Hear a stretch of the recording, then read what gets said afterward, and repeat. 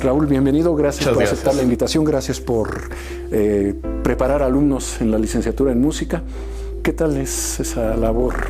Es algo muy hermoso poder formar a los nuevos músicos, a los jóvenes talentosos que van a formar parte del quehacer musical de nuestro país. Claro. Y que además tenemos entendido que han llegado a diversos espacios ya profesionalmente. Así es.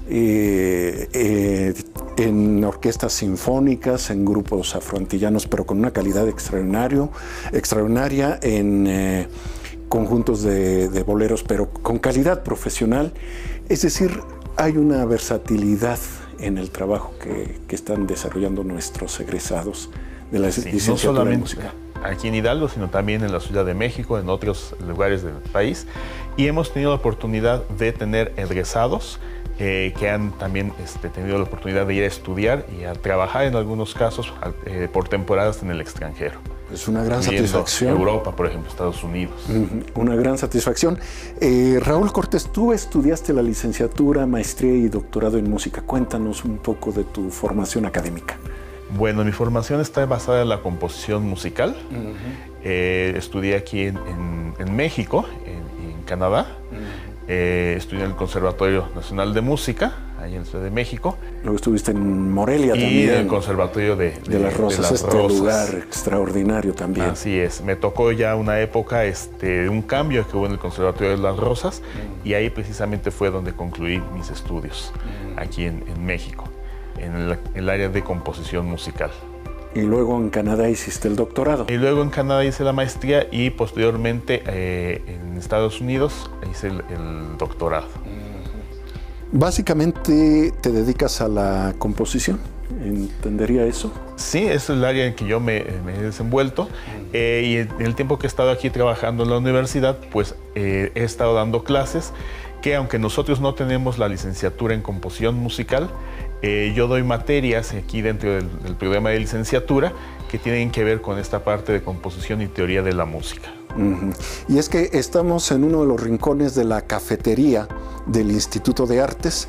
Aquí, como verán, los alumnos no tienen espacio para aburrirse. Realmente habrá oportunidad en subsecuentes programas de ir viendo otros rincones de nuestro Instituto de Artes en Real del Monte, un pueblo declarado pueblo mágico, que de verdad de aquel auge minero que tuvo en el virreinato, hoy nos presenta rincones muy interesantes, muy agradables para el paseo, para la convivencia, y qué mejor contexto para establecer un instituto de artes con 4 licenciaturas en música, desde luego, que es lo que hoy platicaremos, en artes visuales, en danza y en teatro, en arte dramático.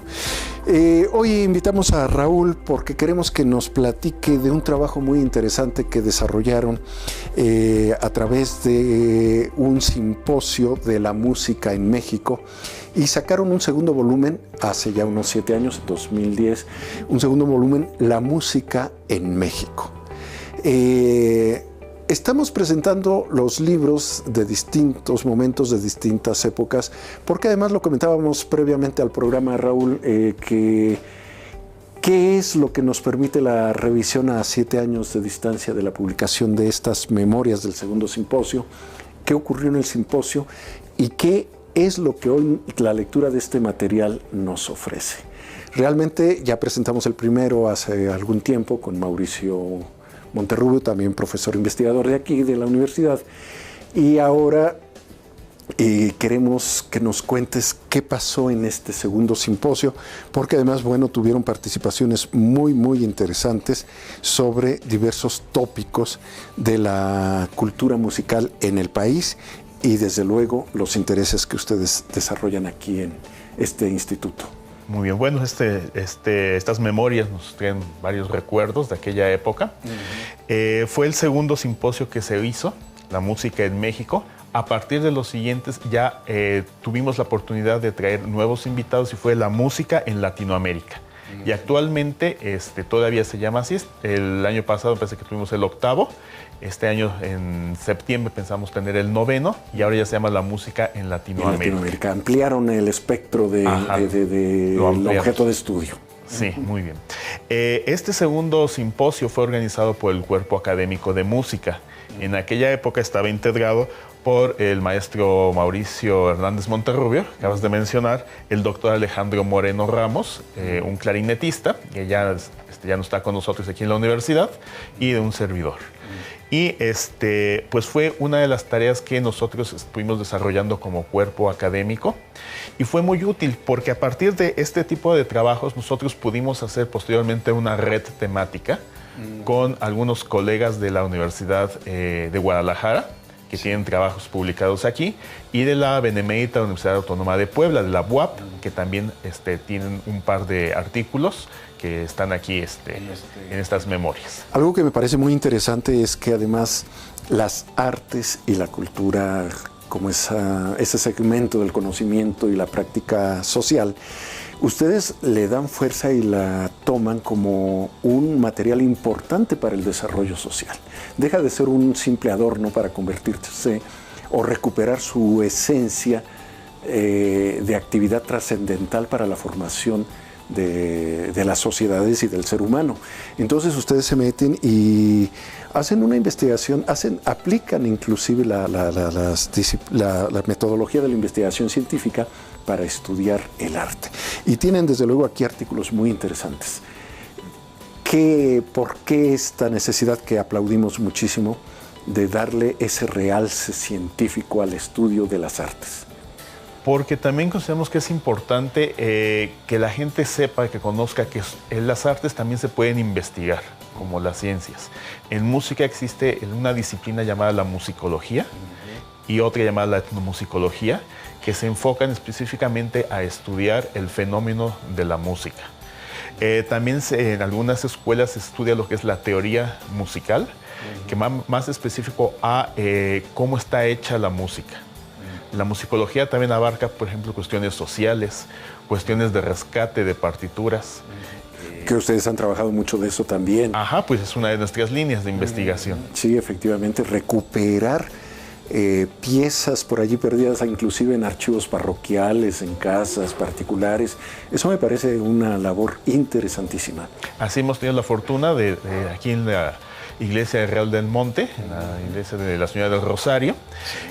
Hay algunas partituras que hemos podido investigar, algunas piezas para piano de un autor que es de aquí de Real del Monte, y también unas variaciones para clarinete y orquesta, que en su momento fueron ya grabadas por el doctor Alejandro Moreno, y fue una colaboración con la Universidad de Guadalajara, con una orquesta de cuerdas que ellos tienen, y esperamos en este año ya poder sacar el disco de esa grabación que se hizo. Pues esperamos además que este programa sirva para que nos compartan ese material riquísimo definitivamente. ¿Qué implica como satisfacción recuperar estas piezas perdidas en archivos que ya la gente no tomaba tanto en cuenta? Pues es emocionante porque muchas veces no sabemos quiénes eran estas personas. Encontramos la música y vemos un nombre, y a partir de ahí empezamos a investigar quiénes eran estas personas, quién era este autor. Y pues es también muy gratificante poder ver cómo era la música escrita originalmente a tinta, algunas partes ya muy borrosas, y que se puedan volver a escuchar. No solamente la música que hemos visto en ediciones profesionales, sino esta música más cercana a nosotros. Que además ha sido esto del rescate de algunas piezas. Los azares de la vida nos cuentan por allí, creo que el canon de Pachelbel fue encontrado así en un archivo viejo, me parece que hasta en envoltorio de una pescadería, por ahí aparece, ahí se cuenta esa anécdota. Pero desde luego, si usted encuentra un papel pautado por allí extraviado, no deje de darlo a conocer a los estudiosos de la música. Hoy tenemos la fortuna de que en todo el país se está valorando muchísimo el trabajo profesional del artista. Y en eso, bueno, pues aquí tenemos una escuela con esa vocación. ¿Ha crecido esta escuela, Raúl? Bastante. Y estamos contentos de que así sea. y ha crecido mucho, desde luego, también en el caso de ustedes en música. ¿Qué están exigiendo los alumnos ahora? Bueno, ya desde hace tiempo tenemos un rediseño que ha sido muy importante porque entonces nos permite potencializar las habilidades de nuestros alumnos. Podemos agregar nuevas materias de temas que están más a lo que es el día de hoy para que puedan desenvolverse profesionalmente en los mercados laborales en los que ellos van a tener que ingresar. Y la pregunta no es tan ociosa porque el índice habla de las bandas de música en México, habla de los quintetos mexicanos para clarinete y cuarteto de cuerdas, sonoridades en las vanguardias de los años 20 en México, la poesía y la música de Francisco Villegas, Entre el cielo y el mar, que entiendo que es la valoración de compositores por allí poco conocidos, cosa que me agrada. Exerasis musical en Orígenes de Sergio Campo, otro autor valorado.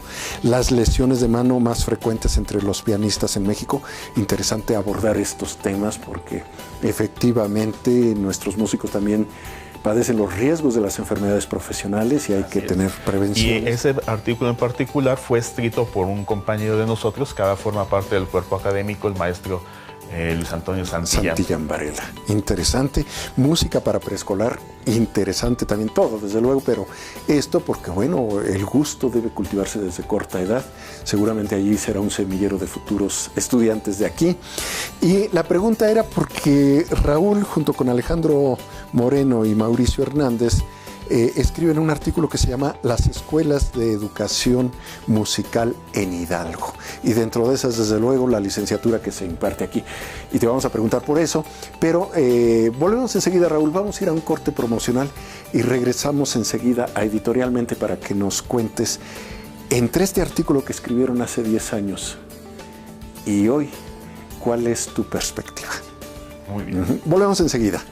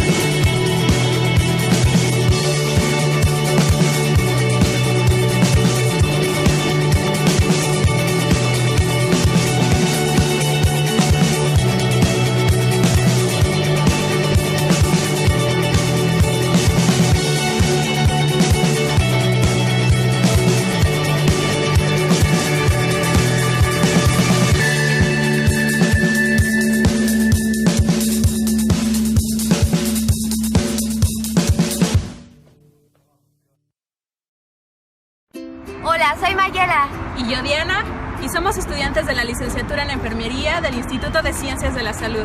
En este momento nos encontramos en Kansas City, Missouri, Estados Unidos, realizando nuestro servicio social en el Centro Médico de la Universidad de Kansas, a través del programa Juntos for Advancing Latino Health. Kansas es una ciudad muy conocida por el número de fuentes que posee. Y a nuestras espaldas tenemos la estación de tren que fue construida en 1911. Tú como nosotras, lánzate de movilidad.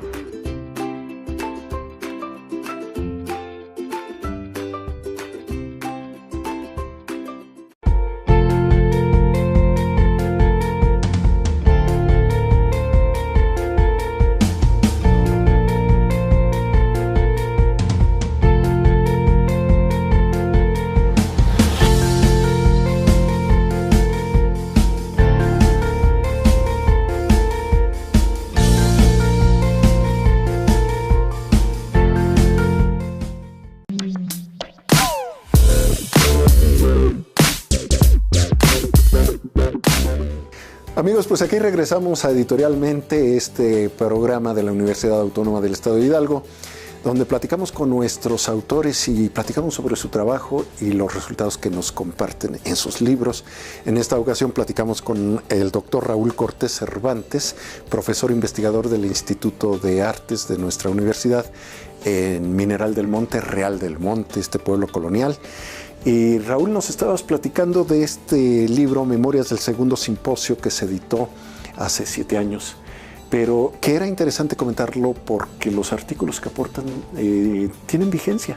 Así es. Me comentabas que han revisado estos materiales y bueno, siguen siendo motivo de consulta, motivo de diálogo y discusión entre los estudiantes, entre los profesores, porque además abordan aspectos de la historia de la medicina del músico, esto sobre las enfermedades profesionales del pianista, pues es algo que debe atenderse.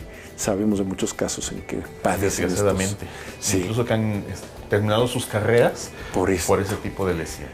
Y que pueden ser previsibles y prevenibles en un momento dado. Pero bueno, yo te preguntaba sobre el artículo que escriben ustedes respecto a las escuelas de educación musical en Hidalgo. Hace 7 años, en 2010 y hoy en 2017, ¿cuál es esa gama, esa variación interesante que tú observas y ese común que se ha mantenido? Muy bien, aquí en esa época, en el año 2010, hicimos una comparación en las escuelas que había en ese momento. Tomamos la Escuela de Artes, la Escuela de Música del Estado de Hidalgo y nuestra licenciatura en música. Entonces veíamos qué características tenía cada una de estas escuelas. Y ahora, 7 años después, vemos cómo han avanzado, cómo se han modificado en algunas. Y las 3 básicamente, ¿verdad? Bueno. Sí, por ejemplo, la Escuela de Artes pues sigue con esa vocación de formar jóvenes, quizás niños desde muy temprana edad, para que sean los futuros músicos o que sean, si no quieren ser músicos, que sean públicos, que es algo muy importante también. Apreciadores con conocimiento. Exactamente. Entonces podríamos decir que ahora transformada en Centro de las Artes de Hidalgo, esta antigua Escuela de Artes, hoy sigue siendo un centro de formación y definición de vocaciones en edades tempranas del individuo. Esa es su principal vocación. Sí. Luego podemos ir a un nivel más alto de lo que es el profesionalismo de la música y tenemos la Escuela de Música del Estado de Hidalgo. Se transformó la de Música de Todos los Tiempos en Escuela de Música del Estado de Hidalgo. Nuestra universidad.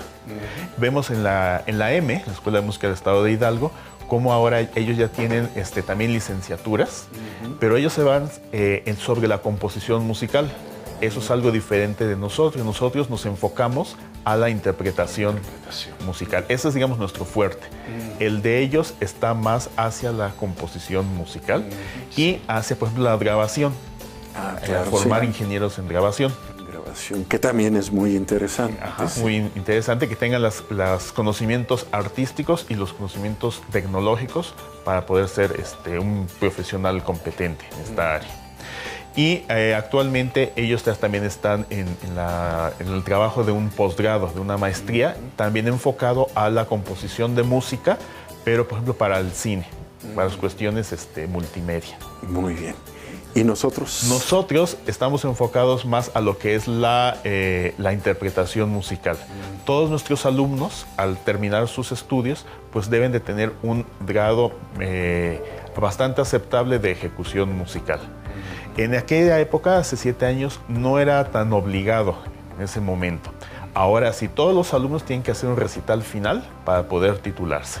Claro. Entonces, eso nos acerca más a otras escuelas que ya tienen muchos años y que tienen este tipo de políticas de egreso.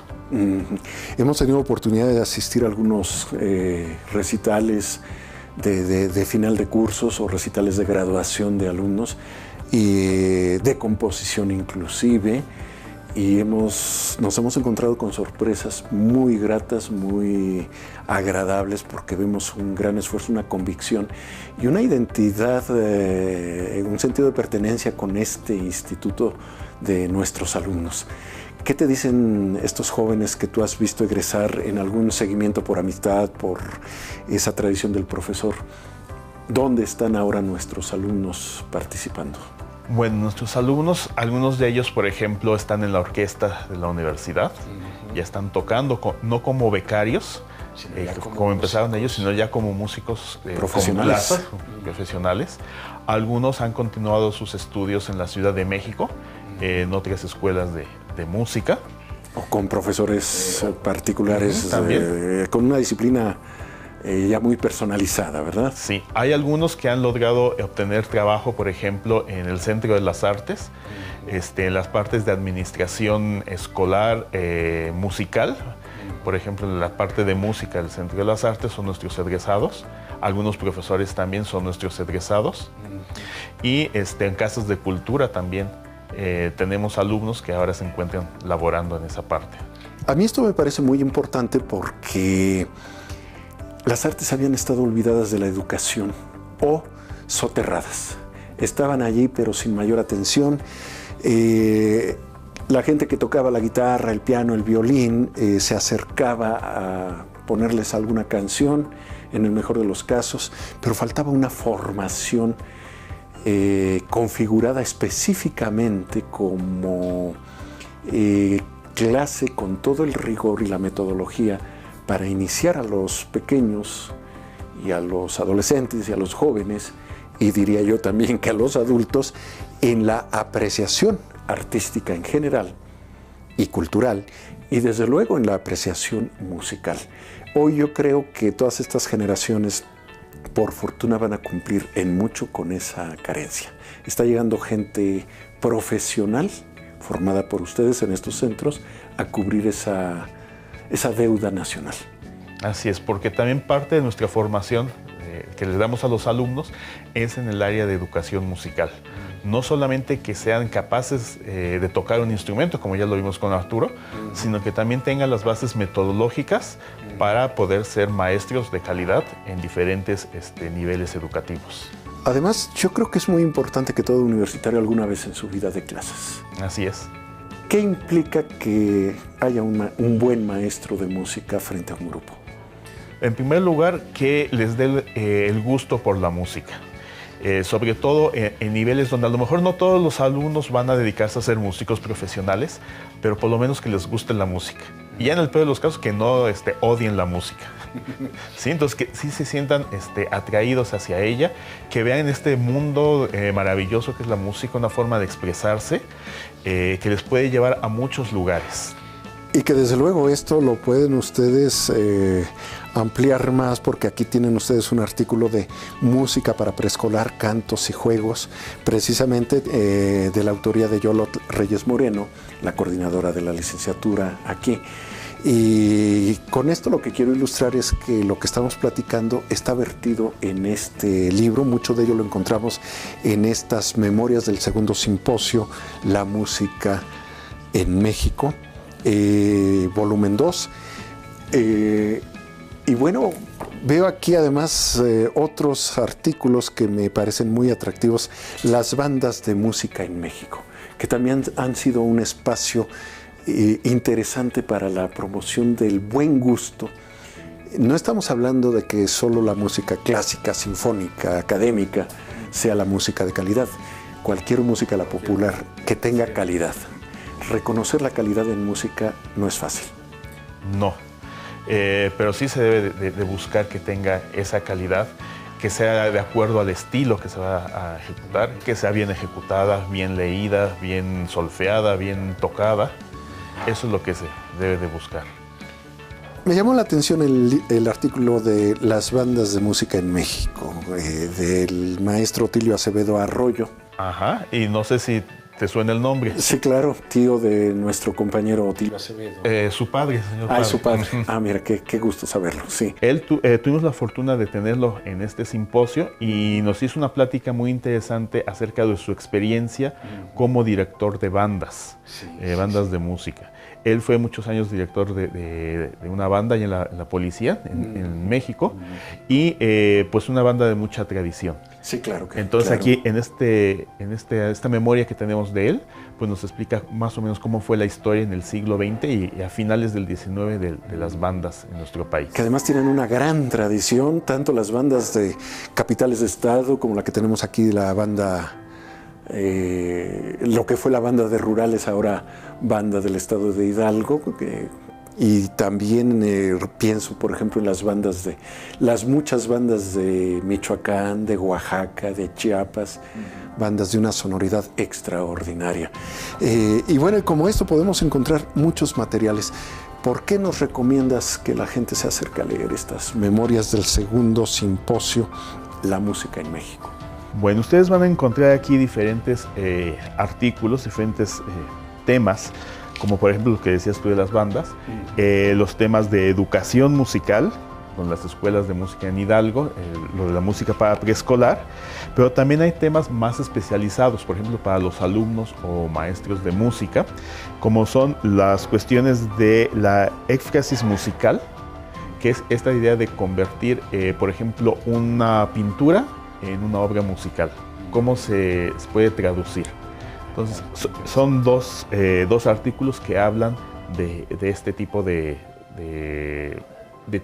técnica. De transformación. De transformación, artística. Exactamente. Interesantísimo. Estos, digamos, sean un poco de un lenguaje más técnico, pero de todas maneras, para el estudioso de la música puede ser de interés. Claro que sí.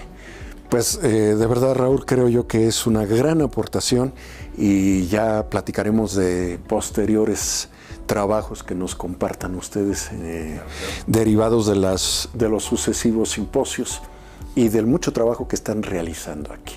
Muchísimas gracias, Raúl Cortés, profesor investigador del Instituto de Artes de nuestra universidad. Gracias a usted que nos sigue en Editorialmente, un programa de la Universidad Autónoma del Estado de Hidalgo, y lo esperamos en la próxima emisión. Hasta luego.